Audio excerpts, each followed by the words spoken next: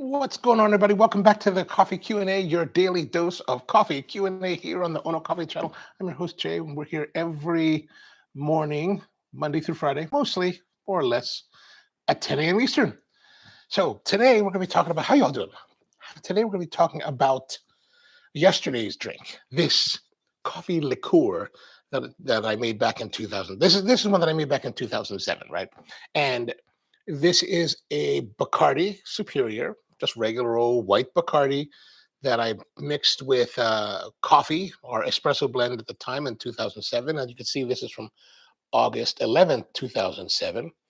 And the basic recipe is you're going to take 1 pound of ground coffee and mix it with 750 milliliters of rum. Now, this is a recipe that I got basically from, this is a basic recipe that I got from Ichiro Sekiguchi of Cafe del Hombre in Tokyo way back in 2007 when I made my first visit. We tried their coffee liqueur. They actually serve it on a homemade ice cream, right? So they actually create this vanilla ice cream that they put into a mold and then they cut it out. And it's really got a nice texture. It's not too icy. And then they pour a shot of this over it. It's really a nice, the ice cream and the coffee liqueur is just a really pretty way to do it. Good morning to you, Mom. How are you doing? Good to see you, Brian. And so today I'm going to go over how we're going to make this because I actually have an event that I'm going to be participating in later this month. I think it's August 24th. Well, not this month technically, but next month. So in about 3 weeks, we've got this event here in Baltimore. One of our friends, one of my good friends, Sarah Walker, who owns a place called Vent Coffee Roasters here in Baltimore, is having their annual Vent Collective. I think that's just called. It's called something like that. But basically, it's just kind of this fun day for where they invite a lot of the coffee roasters in the area to come and have a friendly competition with cold brew. And so there's a whole day of events. So if you happen to be in the Baltimore area, Saturday, August 24th. Is that correct? Let me double check, make sure that's correct before I keep talking about it. Yeah, Saturday, August 24th.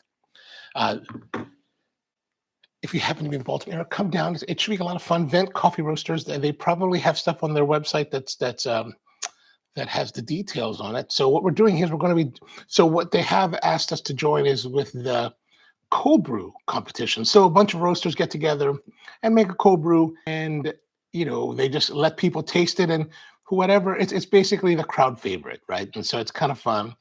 But this year I was thinking, how are we going to do this? And I was like, you know what? Especially after we were talking about these, as I was planning for this yesterday's show, I was like, I wonder if we should do this as the cold brew, right? Because it's a little bit of a different presentation. So we'll do maybe the Kohi Mizuwari as our cold brew because it kind of is a cold brew, right? It's a slow infusion of coffee. Peter, good evening to you, man. How are you doing? And Rusty, 1 pound per 750 milliliters. Yeah, get a fresh. And so that's good thing with Rusty's pointing out. He's going to get a fresh bottle of bourbon. Now, I learned how to do this using rum. You can use anything that you want, right? Like whatever your favorite spirit is. You can use homemade vodka. You can use like Tito's homemade vodka. So when we're making vanilla extract, we don't use Tito's necessarily, but typically I'll use Wheatley vodka. Although someone mentioned after we've been using Wheatley vodka to make our own vanilla extract for like years, someone said to me, "Are you sure you should be using Wheatley? What about those with like wheat allergies?" And I was like, "What? Like gluten-free?" I was like, "What?" And I was thinking, I don't think that's a thing. I mean, not that gluten-free is not a thing, but I don't think that when you're using distillates, that the gluten from the wheat carries through. I don't believe so. I mean, I think I looked it up at once and I wasn't too concerned about it. So, but you can use any kind of alcohol that you want. If you want to use bourbons, you want to use scotches, you can use that. These are just a mediums of extraction as well as a way to flavor it. This rum turned out really well, and part of the reason I think it turned out really well. When I first made it, I've been saying this the last few days, and I don't remember liking it as much as I like it now, 17 years later. So perhaps it's mellowed with the age or something. I don't really know. I haven't been paying close enough attention to it to get that kind of data to know. Good morning to you, Michael. How are you? And you can use anything, but if you want to use something like this is a little bit more affordable of a rum. This is the Real McCoy 3 year. And there's white rums, there's tawny rums like this particular this Havana Club from Havana is there's only very little. I don't know why I haven't drank it, but I think I haven't drank it because I'm like, you get to that point where you're like, oh, I don't want to lose it. It'll be all gone, and it's hard to get here in America, right? So this is the Havana Club. You can, like I said, you can use anything you want. What we're going to be using today, though, is something a rum that I don't know if I like it or not, but historically I like a rum called Flor de Caña, right? And this is because I went to Nicaragua a lot for either coffee buying trips or for coffee competition trips where I was judging, and typically we'll go out and drink. That's a big part of like the coffee culture there, is going out and you go to like the restaurant, and this is true in most restaurants in Nicaragua, at least from my experience, and you get a bottle. They give you the bottle. They give you some of these Mexican style Cokes. They give you a big bucket of ice. They give you a shot glass. What else do they give you? And they give you a big glass. And you basically sit there mixing your own drinks. And so you may go to the restaurant, like we go to this one restaurant in Manila called Tasca Kiko. It's this really wonderful Spanish restaurant, like lovely tapas and jamon iberico, and then the red snapper and pergamino, like really beautiful, delicious food. And we always go there. The squid ink paella. But when you go to these restaurants, sometimes they'll give you a bottle that's not quite full, right? You're only going to pay for what you consume. So sometimes they'll give you a bottle that's only half full, or maybe less, or just a little bit here. And you just kind of, and they mark it, and you drink, and you drink, and you eat, and you drink. And it's really a wonderful way to do it. And like, I spent many a night in the coffee lands, just really having a fun time and speaking lots of Spanish.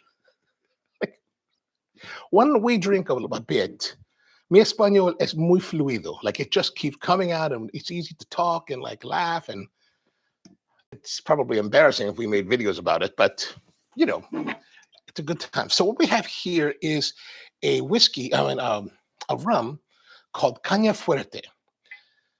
Michael says, are there certain types of rums that work better with different roast levels?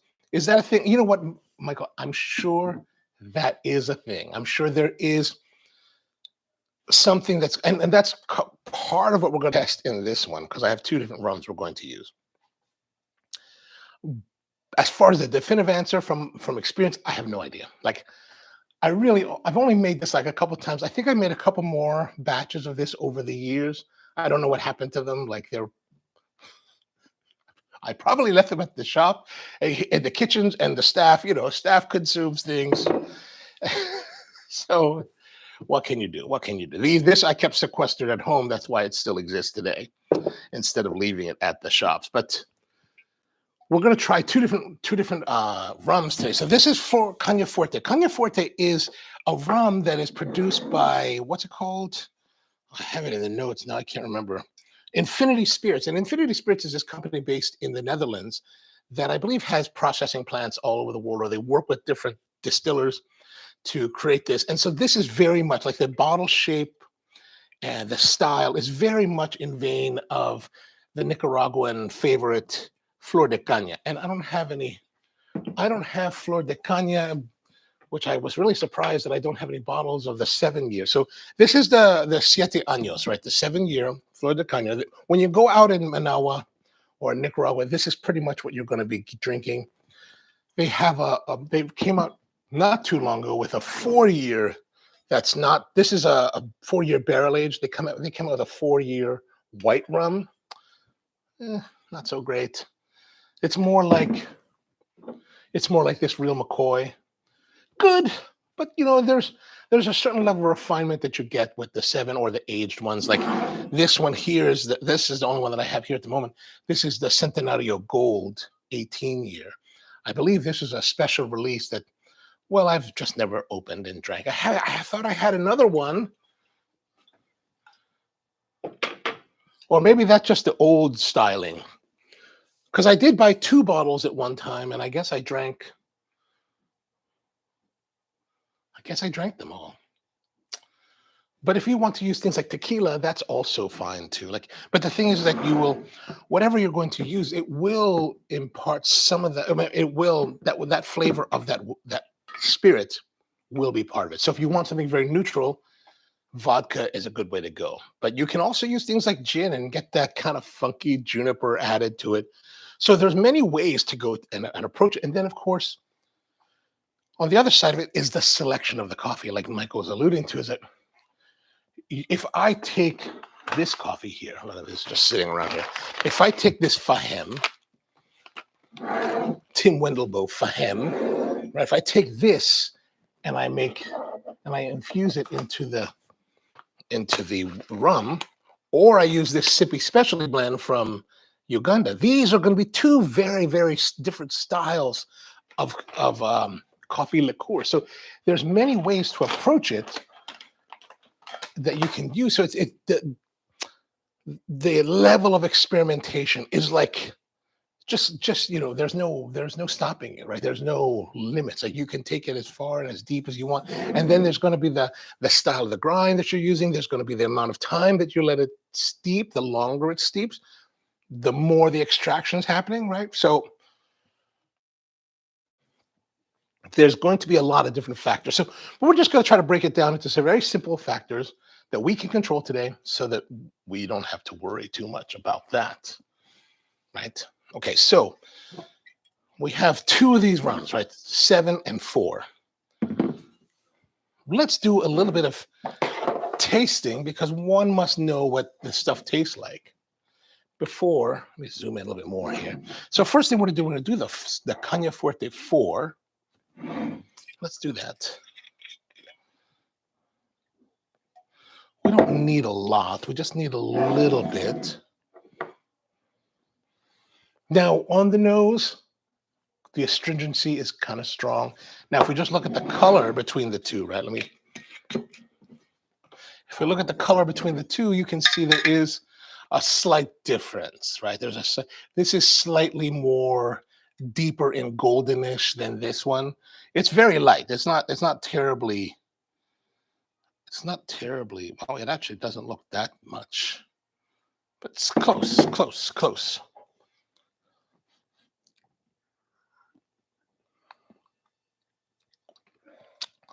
There's some caramel, some vanilla. There's definitely a stronger astringency to it. Like when you taste like aged rums or aged liquors, alcohols, you can definitely tell there's a smoothness.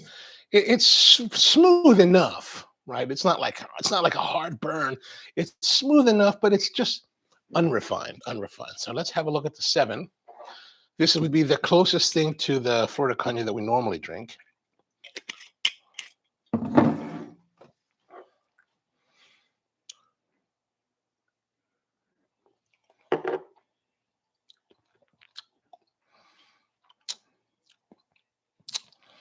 Definitely more complex, definitely deeper in the depth and complexity. Like it's appreciably better. Like it's a little bit. It's not necessarily a little bit sweeter, but there's definitely a level of complexity and caramelization that is superior to this one. Like this is much more enjoyable to drink than this, which is good because that's what we want to see. Now what we're going to do. One of the things I did have trouble with, I don't really have a lot of containers. And I don't know if my containers are going to work, but we're going to try it out anyway. So we're going to take this big old Cambro-tainer, which doesn't have the right labeling. I was using this last month to try to make a starter, which failed. I have another container for that. So you don't want to mislabel your stuff, so take the labeling off. Now, what we're going to do is we're going to grind up some coffee. I have some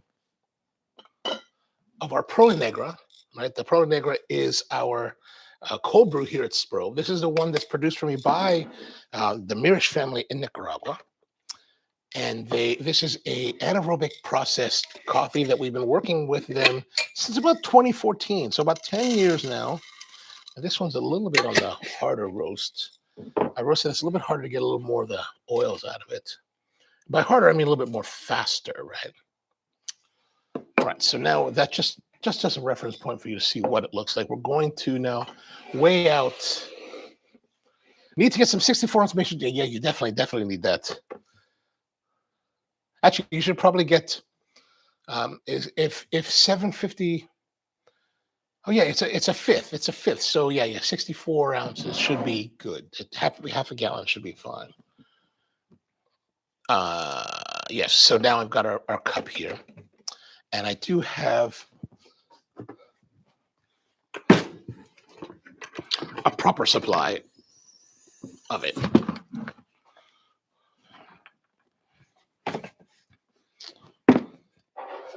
And then so we're going to take our scale. And since we're using a scale here and where scale is set to, we're looking for 453 grams of, so 200 grams. I'm going to put that in the grinder and start grinding that now. Fairly coarse.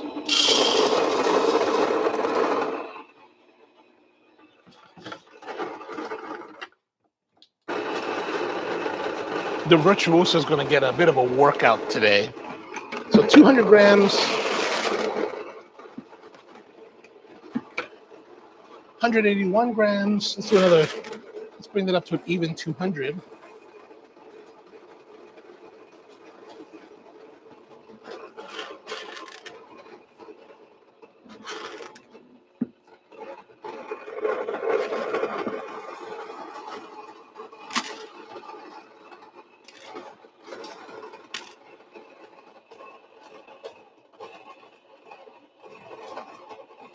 One of the problems with the Virtuoso is that it's not really meant to grind a pound at a time.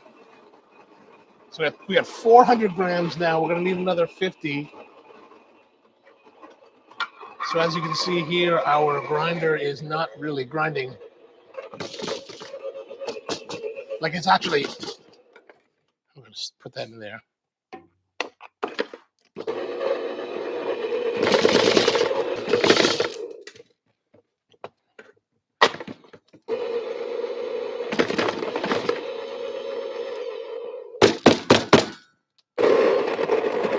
Sometimes you have to dislodge, like it gets stuck because there's so much coffee in the hopper, and I don't think it's designed for this much coffee.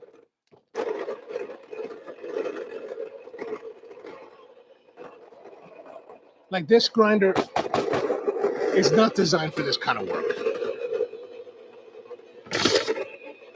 I probably should have just put a little bit at a time.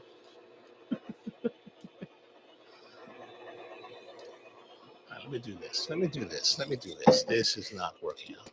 Because basically it's just getting stuck in the hopper.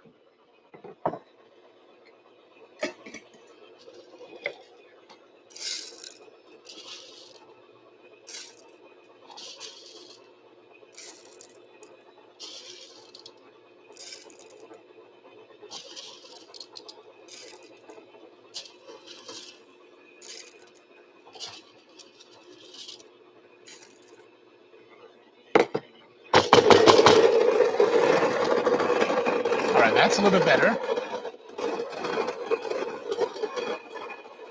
So we have all this other coffee to grind, plus 4 more grams.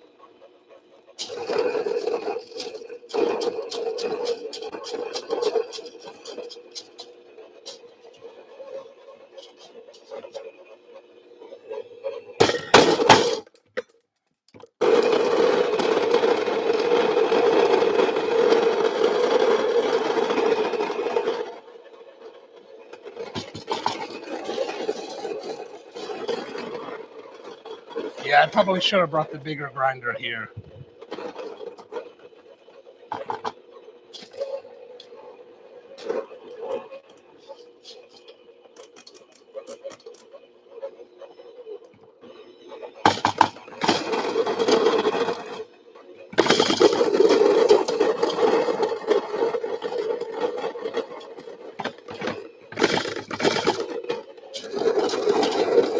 I'm just really kind of mashing it in now, just to force it down into the chute. Because for some reason, it's just not falling into it, right?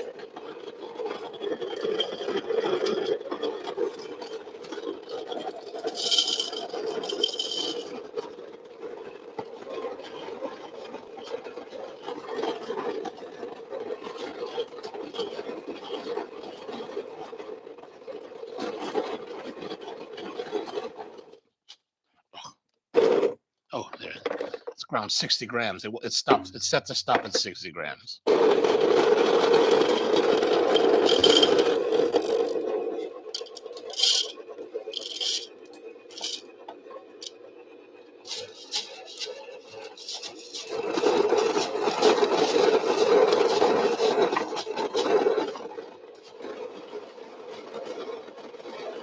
All right. Well, this officially sucks.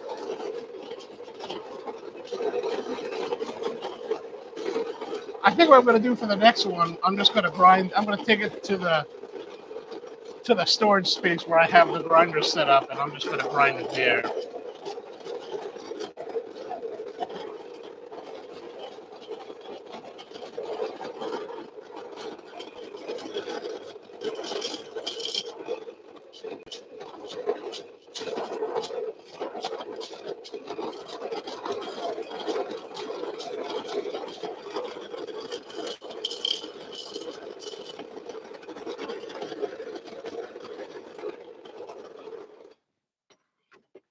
Another 60 grams.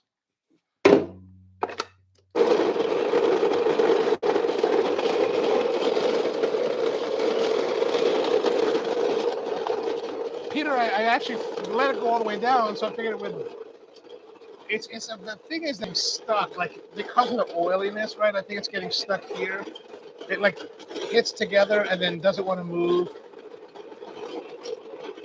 This is the problem with oily coffees. Like right now, see, it just kind of stopped. Why did it stop? Probably because it's like the beans are like this.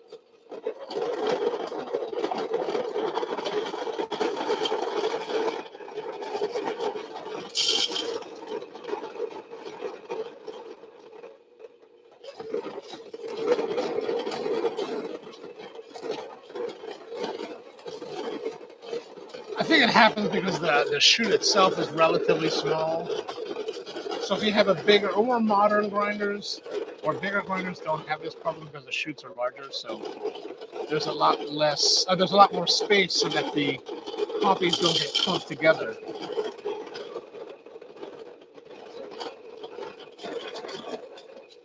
Thanks, Michael.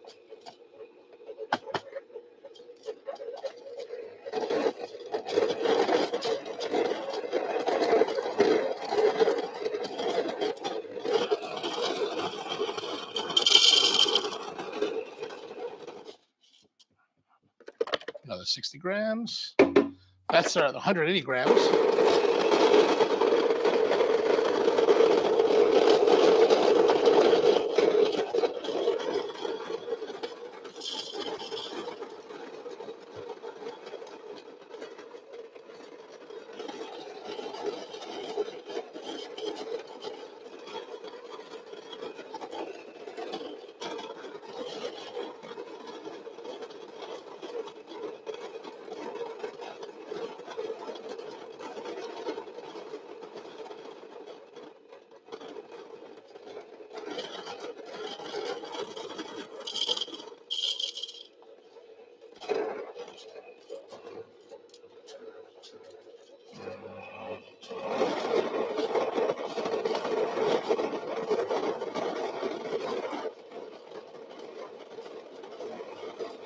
As long as I don't feel the tingle of the burrs on on the tips of my fingers, it should be all right. If there are children watching this, this is not a recommended procedure. All right, there it is. Another 100, another 60. That's 200 something, right?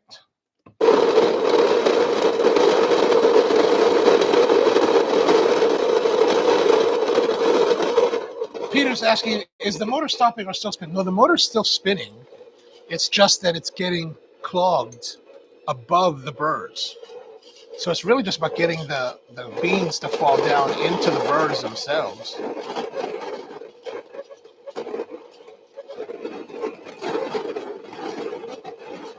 That's why I'm just kind of like trying to work it. So because there's this like, above the chute, there's of course this little like dome that has the something like 3 support legs, and everything flows around it.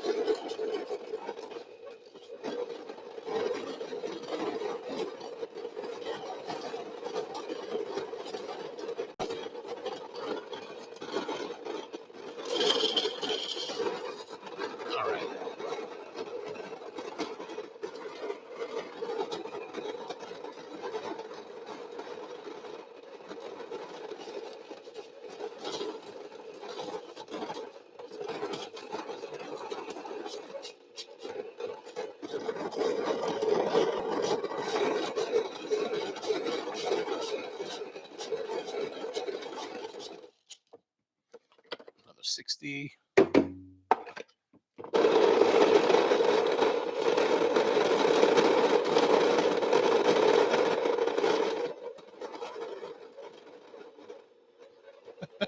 Empty Head says, as long as you don't pull away your hand and miss wrestling fingers, everything is good. Yes, absolutely. I tend to stop pushing down when I can feel the tingling on the tips of my finger, on the pads of my fingertips. Rusty's asking, are we grinding maragohipe? It certainly seems that way. All right, so I ground 200 grams. That's what I measured out. So we need another 50 grams of coffee here. This thing is still.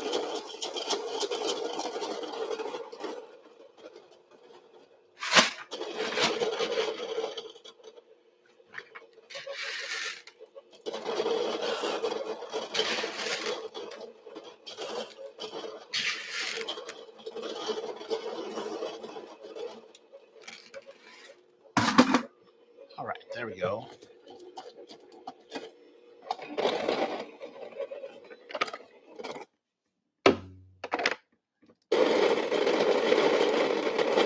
Okay, we're almost there, almost there.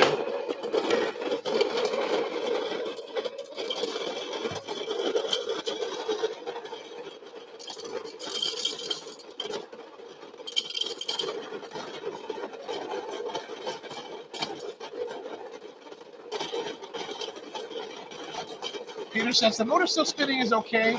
If the motor is seized up, it is done.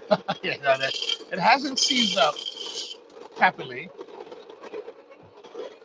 Let me just rinse off my hands now. They're all filled with.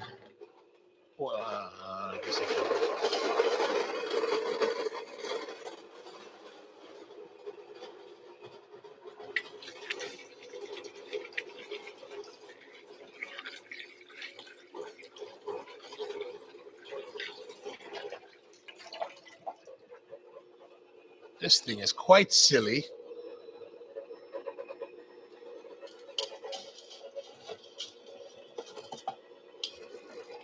Let's just put a little bit more there and there.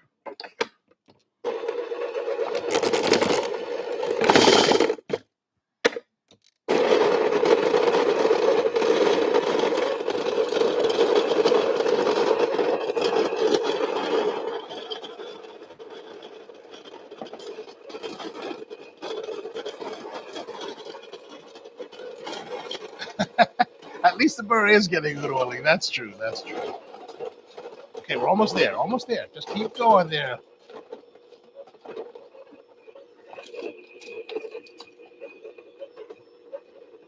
Like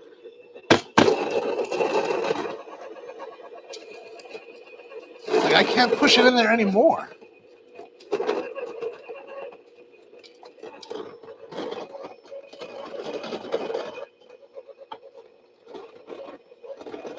Maybe the motor is dying. Maybe the motor's old and it's like not working very well.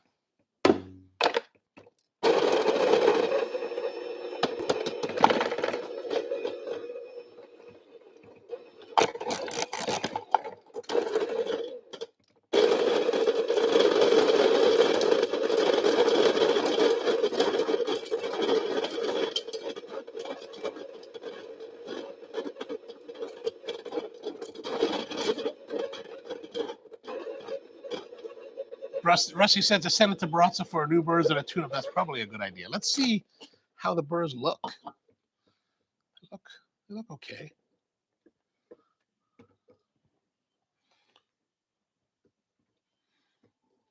Now here's one thing: it will not turn on until I put the hopper back on. There is a safety mechanism on here, right? Like you have to put this back on, and even if you put it on, it won't turn until you actually get locked in place. There we go. Now it turns on. All right, that's it. That's it. Let's put that aside. Grinder got a good workout today. And, you know, this is a grinder. Actually, I got this, actually, to correlate with this, 2007, I got this used in 2007. So it's at least 17 years old. So, you know, we can't hate on it too much. All right, here's our coffee already. Mom says, I've never seen you work. Yeah, I try not to work this hard. That's too much. It's just too much. All right, so here's our ground coffee. As you can see, it's pretty coarsely ground. I try to grind it as coarse as possible. And how are we going to do this? It's really, from this point, really simple. This is the 4-year. We're not going to use the 4-year for this one. We're going to, God, this looks like, does this look the same to you guys as this? Does this look the volume as that? Maybe. All right, maybe. I put two. I went to our place and I put in 2 pounds of coffee and to make this. So, all right. So now we're just going to take our 7-year, and it's real simple. We're just going to pour it over, and try to saturate all.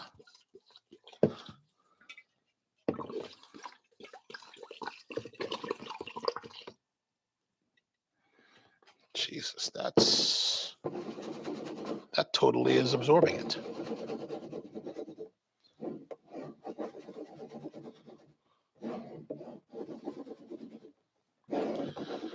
George says, I hope you're going to do 1/2 of grounds and then just 375 minutes. Now we're going to go all the way for it. Well, this is all the way. This is 1 pound and 1 bottle. Although I'm looking at it now and I'm like, this does not look right. Like, it's fully absorbed. I think it should be 2 bottles. Maybe it should be 2 bottles. I only have 1 bottle of this. I'll have to go buy another one. So this, when I bought, I actually bought this like a year or 2 ago, and it was only like $17 at the time. Now these are $19, so they've gone up a little bit in price. I got this one from a place called Total Wine here in Baltimore, and they're like a big seller of the stuff from you know. So we're gonna change recipe. We're gonna do 2. Maybe we do 2 bottles. Maybe we're gonna make this 1 pound for 1.5 milliliter, 1.5 liters of alcohol, because we're just not good. And there's going to be there's just totally like filling. It's totally like, it's now just a slurry rather than like an infusion. So I'm a bit concerned. However, and plus we're going to lose some volume due to the absorption factor, right? So I think with this I only made 1 bottle, and when I think it started like, okay, so when we started last week, it was here, right? Because we can see the can you see that? You can see a little bit of scum marking right there, right? So last week we were there. Oh, look at this. Back in 2007, this was only $15. So we're gonna go and get a little bit more. And George says, I think Caña Forte is yes, absolutely. It is a house brand for Total Wine. That's why they had it. It was nice and cheap. And the flavor is not terrible. It's not. I don't think it's it's not what I remember for the Caña 7 being, but it's fairly good. And I'm tempted to mix the two, but I'm gonna go buy another bottle of this as well, and then separately, off camera later today, I'll make up a whole nother batch that's going to be more or less the same, right?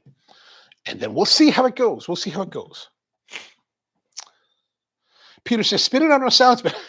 I love that idea. By the way, for a liquor, you're going to have high proof. That's fine. Because what we're going to do is we're going to make this, in about 3 weeks, we're going to make this into the Kohi Mizuwari for this event that's happening at Vent Coffee Roasters, where we're going to be doing a cold brew with it. So it's a cold brew competition, and I'm like, well, I'm going to use this as the cold brew, because basically it is cold brew, but just a little bit twist for the adults, right? Maybe a little bit of mint.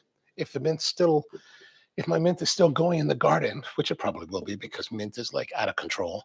What I need to do is I need to cut the flowers off the mint. That's what I got to do today. How long to infuse before straining? So I would say at least a week. You could try it in a week. I think when I was first taught this, it was a month.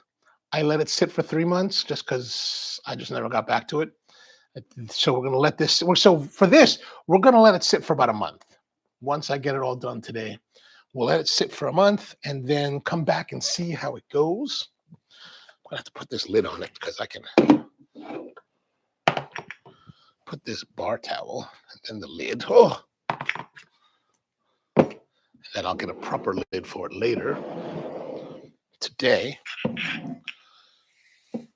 Spirit Brew, yes sir, yes sir. So we're gonna do that's what we're gonna do. I'm gonna have to go get some more bottles today, and I'll report more as we progress. Actually, we probably will when we'll do the when I bottle it, then we'll check it out. All right, that makes sense. All right, I guess that's it for today. We've got our new coffee liqueur started using the Caña Fuente 7. We'll also have a Caña Fuente 4 based cold brew coffee liqueur. Yeah, that's it for today. Hopefully that helps. And if you feel so inclined, you try it. Let me know what you're doing because I'm, drop me a tag on Instagram or something with some photos so I can see what you're doing. I'd love to see what you're doing and how you do it, and as well as the results that you have with it, because it'd be interesting for us to compare results using, if you're using like bourbon or something else, to see the difference in the coffees and how they turn out. All right. Thanks, George. Rusty. This might add the oral flavors using it. Yeah, for sure. And that's the thing. Like I'm sure you could use a higher end spirit.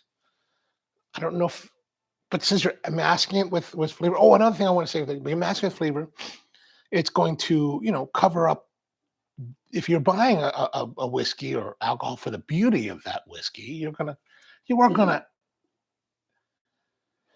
going to add to that flavor. And that's a question whether you want to do that or not, right? So for example, let's say like the Elijah Craig that Rusty gifted me for the 200th episode of the Coffee and Cigar podcast live stream.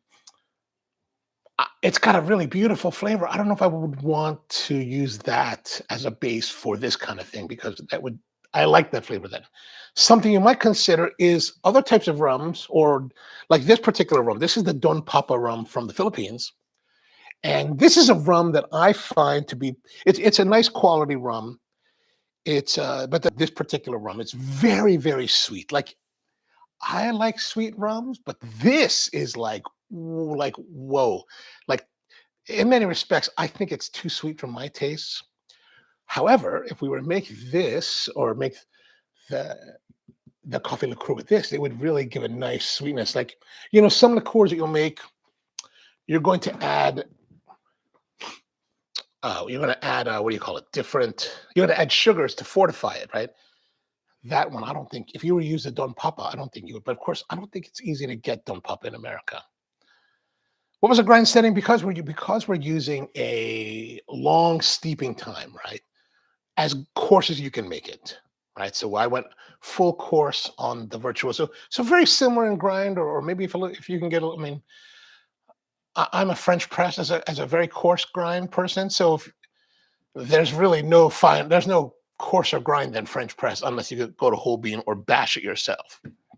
So I just go to that and use that to moderate the amount of infusion, right? Because we're talking now weeks, perhaps months, rather than just a few minutes, right? Also, Wheatley vodka is named for the distilled Harlan Wheatley. Nothing to do with the grain. Okay, gotcha. That makes sense, because I have no. Somebody was like, because they have the wheat, right? They have a shaft of wheat on the label, and so I think it was one of my staff was like, "Are you sure that could be okay?" I was like, "Yeah." I was like 99.9% sure it'd be fine. Like that, even if it's using wheat as the source for its distillate, the distillate itself would not have. I mean, it just doesn't make sense to me. Like what little I know about distillation, it doesn't make sense that would because you could take anything and distill it and refine it to like a clean, clear vodka, right? But anyway, all right. Thank you very much for tuning in. Appreciate you being here. Good to see all of you guys. Hope you have a wonderful night or day wherever you are in the world. Peter says, when my grinder gets stuck, I pre-break the beans, and oh man, dude, that's because you are very hardcore. I love that. I love that. All right, Mom, good to see you. Peter, George, Rusty, everybody else, thank you very much for tuning in. And we're back in tomorrow with more Coffee Q&A.